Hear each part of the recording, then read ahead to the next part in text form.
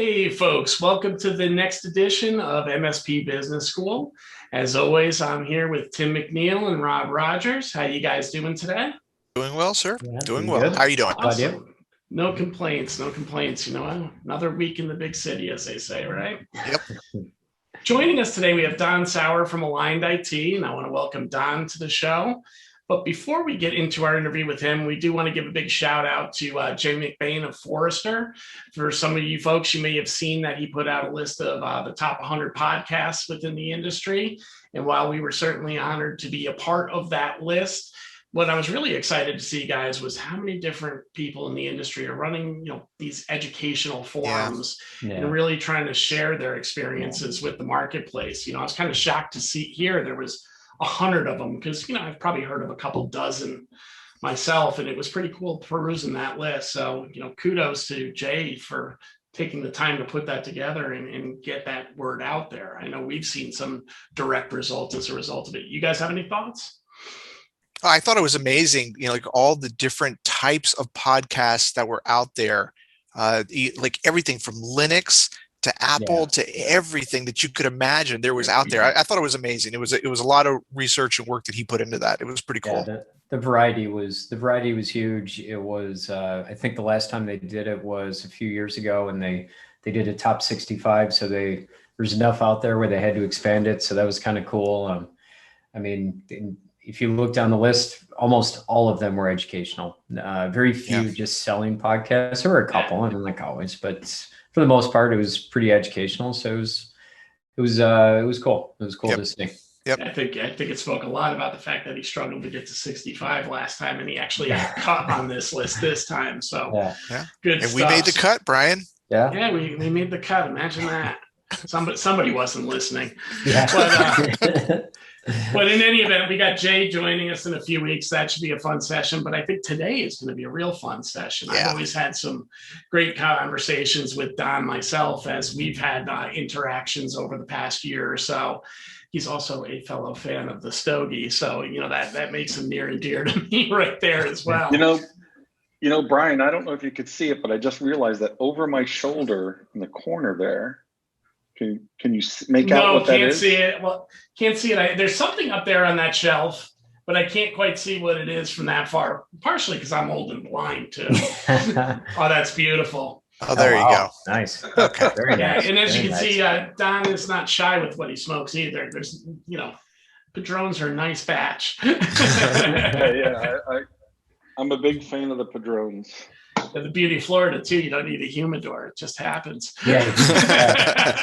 Have it outside. You're fine.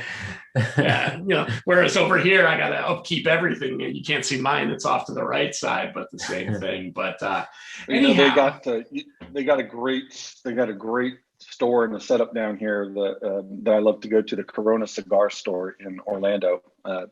It's a great experience, nice place to smoke and have a cocktail and talk. And they've got everything there. Right there in itself is the beauty. You can smoke inside and get a cocktail. And get a things drink, you can't do in Connecticut. And you can't do that in Virginia either. You just can't do it. So it's nice. Don is one of the founders and leaders over at Aligned IT, based in Virginia, as he just said. And he's starting to do a little bit of the dual location piece that many of us have thought about as you live here on the East Coast, especially as you start heading north. But Don, why don't you tell us a little bit about Aligned IT, how you guys came to be, and what you're focusing on these days? Well, thanks first for having me. Appreciate joining you guys. It's a good show, and I've watched it, and you guys always have a good time. It's fun to watch. I've been called a lot of other bad things in my life, but I'll correct you. It's not aligned IT. It's Aligned Technology Solutions. Thank you. Just for anybody that may want to look that up. But trust me, I've been called later. I've been called. No, but you'd think I would get that right, wouldn't you? Not a biggie, but just point it out for clarity. Yeah, we started. My partner Garwood and I had worked together for a number of years in more enterprise IT. Sad to report that we have combined together, or each of us has over 30 years of experience in the industry. I'm sad to tell you that. But a little over 10 years ago, we had both recently been involved in another company working together, and I had left and was doing some consulting. I was consulting for a client whose IT director left under bad circumstances and did some harm to them on the way out. And Gar was looking at potentially outsourcing some pieces of the IT service at the company that he was with. And we were interviewing MSPs, and we were comparing notes. And as we met with them, some nice people, but we didn't feel like they got it the way that we get it. And what I mean by that is we've always been worked together in opportunities where IT was viewed more strategically as an asset and not a back office function, which it was certainly 10 years ago, and really even more so, 15, 20, 25 years ago, as a kind of a necessary evil and not a value partner. But we'd always been fortunate to work in organizations where that was valued, where internal constituents were considered customers and treated like clients and not like nuisances. And so we'd always built our organizations that way. And we didn't get a good feeling on that front from some of the people that we had interviewed. They had technical chops, they could check some boxes, but it just didn't feel like it'd be a great service experience. So we thought, hey, there may be an opportunity here. And so we started Aligned. The client that I was doing consulting for and helping them find the MSP, certainly a little bit of a conflict of interest, but it would have to be a friend of mine. They said, you know what, we'll give you a shot. And that's how we got our start. Started with one client, and like probably most MSPs, a few more referrals from your friendly network, your friend network, and your professional colleagues, and before you know it, you have a business. And we've had a good time over the last 10 years. We've been fortunate. The business has grown at a very healthy clip. I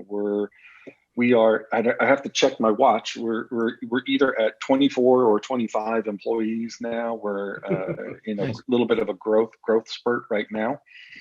And that's how we got started. We kind of focused on like concierge level, white glove kind of care. We tend to be an all you can eat kind of operation.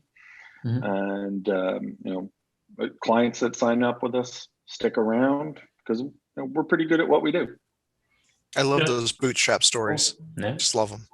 And you hit upon a couple of things that are so true within the industry. There's been that shift from it being looked at strictly as a cost center and the behind the scenes into a more drive innovation. A lot of that has obviously come out as the cloud continues to emerge and lead. And, certainly as security threats kind of continue to present themselves, it lays credence to the value of the MSP. But there was definitely a period of time where it was tough to get into those discussions and move from being a vendor into a partner with some of the customers you dealt with. And I think, you look back to that time period when you were talking to those MSPs, we were just coming off the heels of the recession, it sounds like too. And a lot of people in those seats at that point in time were just merely techs that were laid off out of the IT fields. Exactly. And really were coming 100% out of the technology bent. Yet when you talk to those, all the MSPs that have had successful track records and are showing up on the MSP 501 list and all that, you really hear from them that they take that approach of getting closer to the customer, understanding the business, and delivering based on that.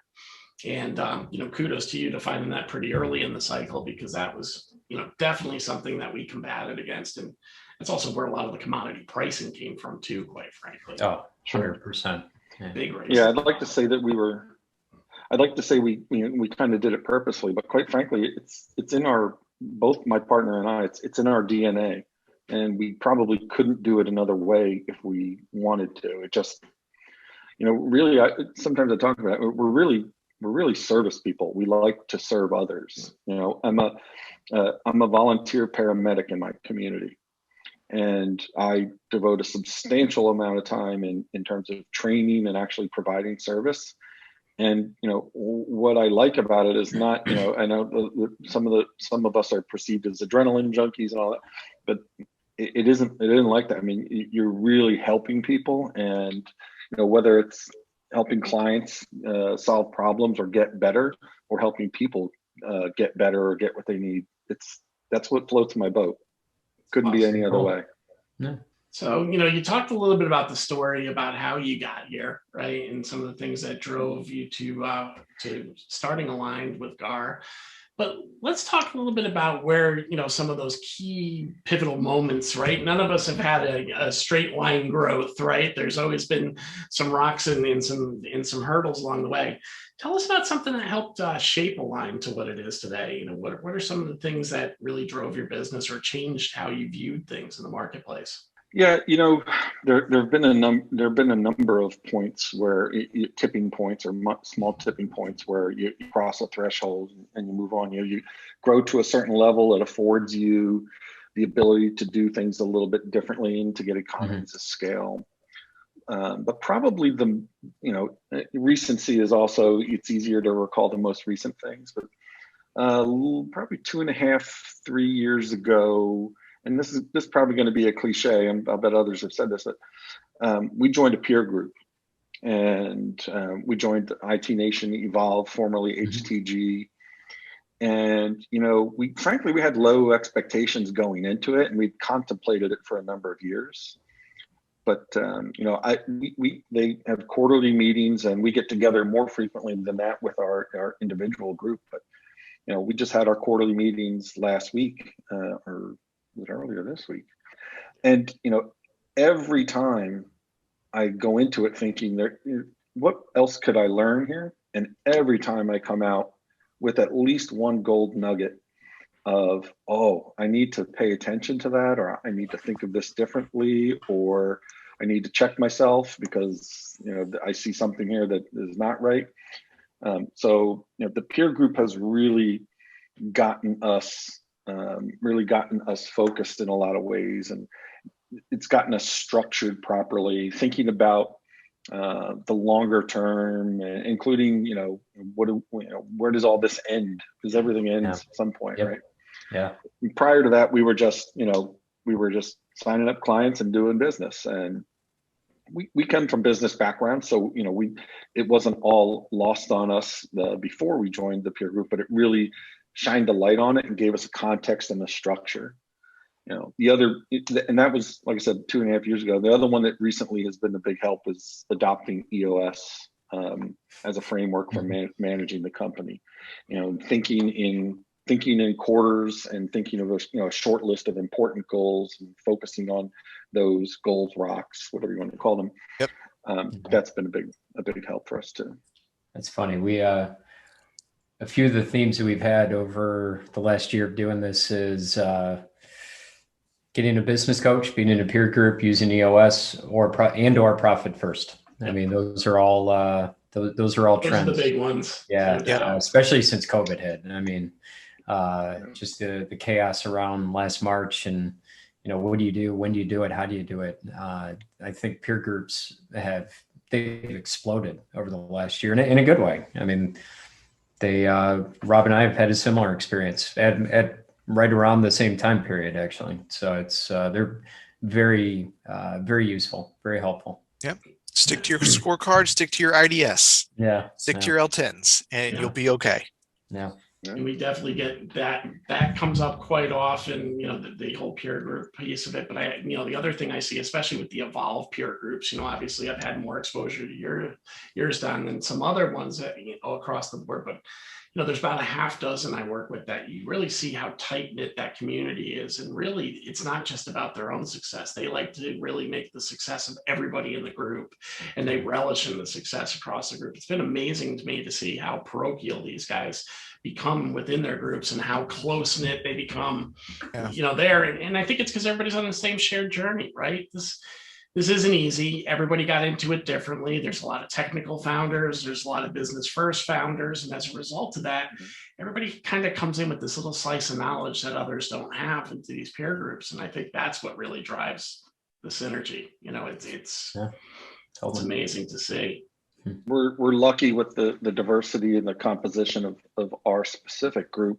We're really close to our fellow members, and it's a really nice blend of of people helping you and you helping people, right? Because we all have different strengths and weaknesses, and so you get the advantage of that combined, those combined strengths and weaknesses. And that's why I say every time I leave there, I leave with at least one gold nugget of, wow, that was worth every penny and every minute of my time.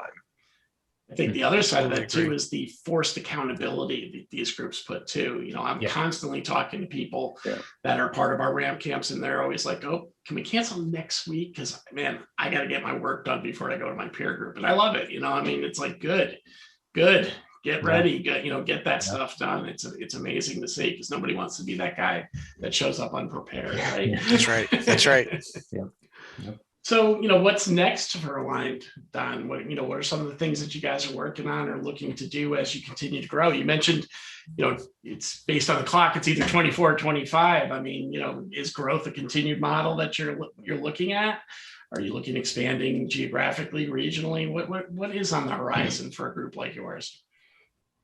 Yeah, growth is certainly on the horizon. It's today, and it's on from the horizon for the foreseeable future, both geographically and within our own market, but also really probably the big thing. And again, I thought the peer group would be a cliche. This is probably going to be a cliche too, but security, and compliance. Gar and I are fortunate in that in our former lives, before we started this business, going way back, we had an appreciation for security and got our CISSPs back when most people didn't even know what a CISSP was.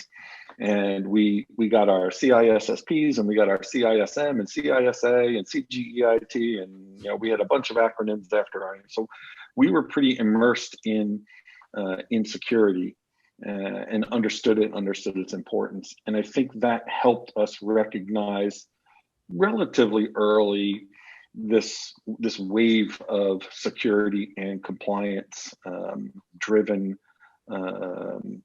prospects. And both from, when I say prospects, I don't mean just new clients, I mean within our own clients. So we saw that pretty early. We invested in it, I think, very wisely in terms of people and talent. And we're experiencing some great growth there, some great success there, but I'm even more optimistic about the future. And also our primary market of Northern Virginia is, as you would expect, a pretty big DoD market.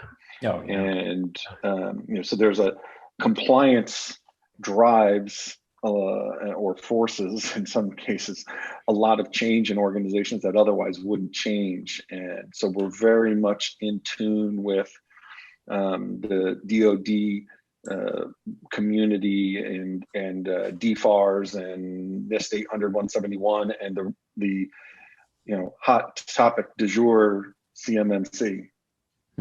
So we get a lot of traction in those discussions, and a fair amount of our business is related to supporting government contractors that have those requirements. We don't do any government work directly.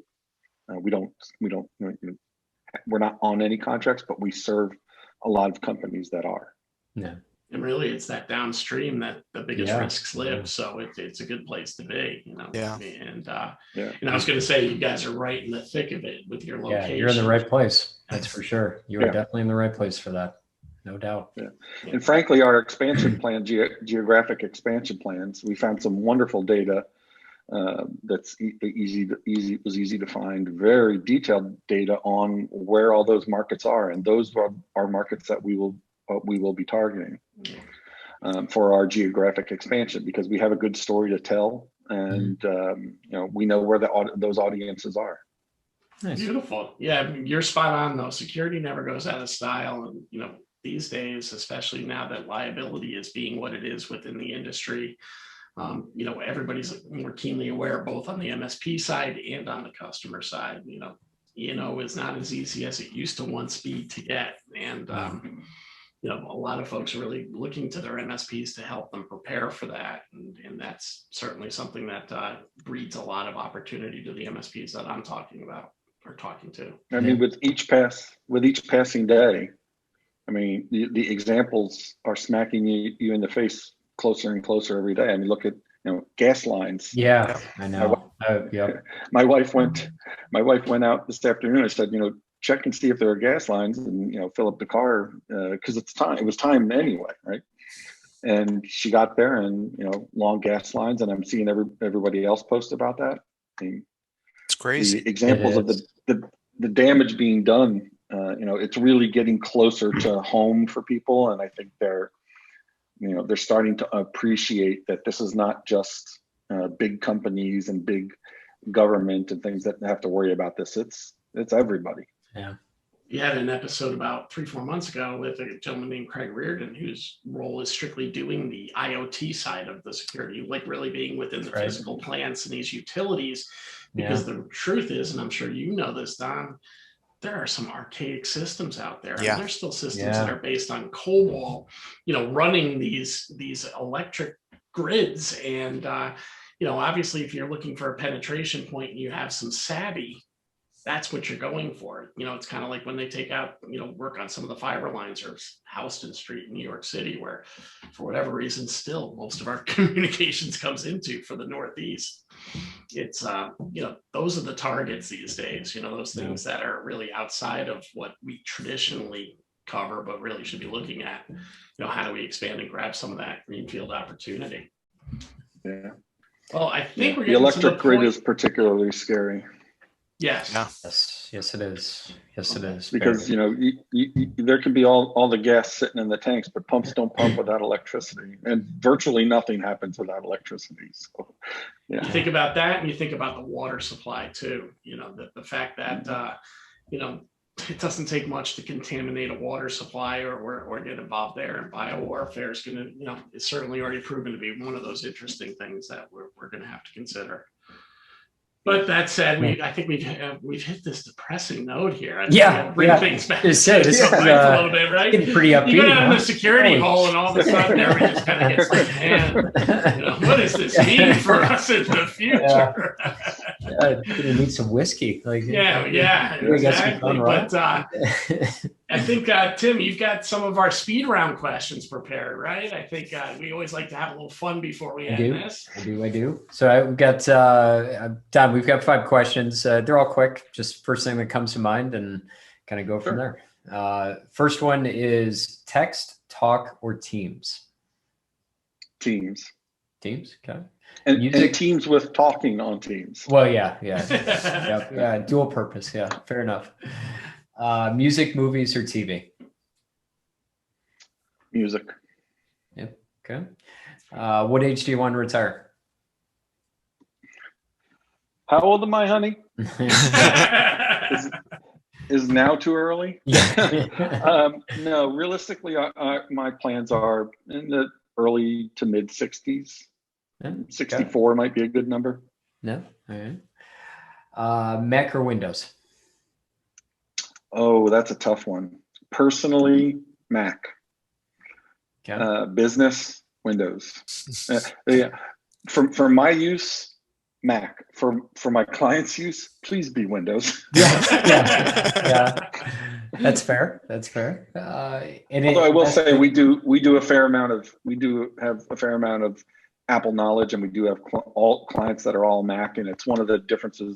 One difference that we have with a lot of MSPs. Yeah, very cool. If there's one thing you could do outside of tech, what would it be?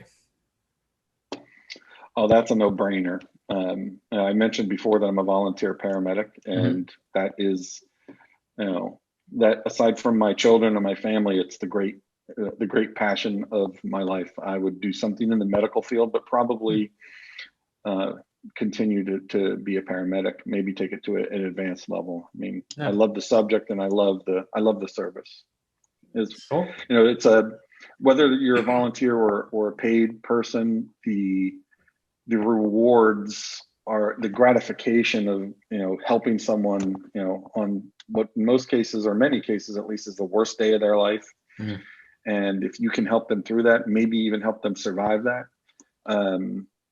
it's gratifying, it's humbling, and it's a lot of perspective on what matters. Okay.